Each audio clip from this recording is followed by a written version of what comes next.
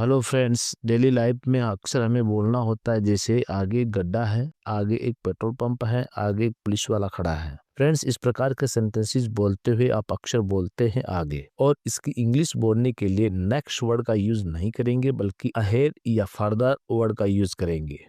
तो फ्रेंड्स, इसे सेंटेंसेस में बोलने के लिए जिस स्ट्रक्चर का यूज करते हैं वह इस प्रकार से है। फ्रेंड्स, इस प्रकार के सेंटेंसेस में सब्जेक्ट नहीं दिया होता, और जिन सेंटेंस में सब्जेक्ट नहीं दिया होता उसके लिए इंट्रोडक्टरी सब्जेक्ट देयर का प्रयोग करते हैं। तो फ्रेंड्स, सबसे पहले आप बोलेंगे देयर, और देयर के बाद आपका सेंटेंस यदि प्रेजेंट का है तो आप बोलेंगे इज या आर आवश्यकता अनुसार, और अगर पास्ट का है तो आवश्यकता अनुसार आप बोलेंगे वोज या वर, और उसके बाद ए, और ए के बाद आप लिखेंगे ऑब्जेक्ट, और ऑब्जेक्ट के बाद आप लिखेंगे अहेड या फिर फर्दर, दोनों में से कोई एक। तो फ्रेंड्स, इस स्ट्रक्चर को हम कुछ एग्जांपल्स की मदद से और अच्छे से समझ लेते हैं। पहला एग्जांपल है, आगे एक स्कूल है तो इसे हम बोलेंगे there is a school ahead, there is a school ahead.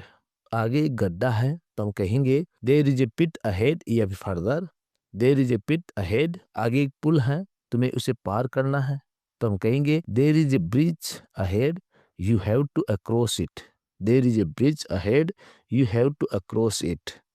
आगे एक पुलिस वाला खड़ा है तो हम बोलेंगे there is a policeman standing ahead, there is a policeman standing ahead. आगे एक बाजार है, तुम कुछ खरीद सकते हो तो हम बोलेंगे there is a market ahead, you can buy something, there is a market ahead, you can buy something. आगे एक होटल है, तुम वहाँ खाना खा लेना तो बोलेंगे there is a hotel ahead, you have food there, there is a hotel ahead, you have food there.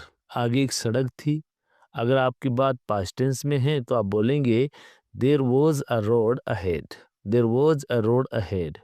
आगे पुलिस वाले खड़े थे तो आप कहेंगे there were standing policeman ahead, there were standing policeman ahead. Structure number 2, जब आपको बोलना होता है जैसे यानी कि मैं पागल हूँ, यानी कि तुम नहीं जाओगे, यानी कि ये सब गलत है, यानी कि वो चोर हैं, कुछ ऐसे सेंटेंसेस जिनमें आप बोलते हैं यानी कि, इसके लिए इंग्लिश फ्रेज यूज करते हैं दैट मीन्स।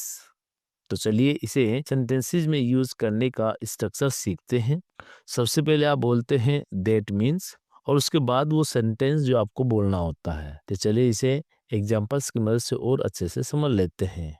यानी कि मैं पागल हूँ तो इसे हम बोलेंगे that means I am crazy, that means I am crazy. यानी कि तुम नहीं मानोगे तो आप कहेंगे that means you won't agree, that means you won't agree. Next है यानी कि तुम नहीं जाओगे तो हम बोलेंगे that means you won't go, that means you won't go. Next है यानी कि आज रविवार है तो हम बोलेंगे that means it is Monday today, that means it is Monday today. यानी कि वो आपका बड़ा भाई है तो आप कहेंगे that means he is your Elder brother, that means he is your Elder brother. यानी कि तुम परेशान, यानी कि तुम परेशान हो तो आप कहेंगे that means you are upset, that means you are upset. Next है यानी कि वह मुझसे नाराज हैं तो आप कहेंगे that means she is angry with me, that means she is angry with me. यानी कि तुम गए थे तो आप कहेंगे that means you went there, that means you went there. Next है यानी कि तुमने मुझसे झूठ बोला था तो आप बोलेंगे that means you lied to me, that means you lied to me. और अब ये सेंटेंस आपके ट्रांसफॉर्मेशन के लिए, यानी कि तुम उससे प्यार करते थे आगे कुछ नहीं है, और यानी कि तुम नहीं सुधरोगे। तो फ्रेंड्स, इन सेंटेंसेस को आप ट्रांसलेट करें, कमेंट बॉक्स में जरूर लिखें। देखते हैं ये स्ट्रक्चर आपको कितने अच्छे से समझ में आया। तो फ्रेंड्स, मिलते हैं नेक्स्ट वीडियो में। Thanks for watching.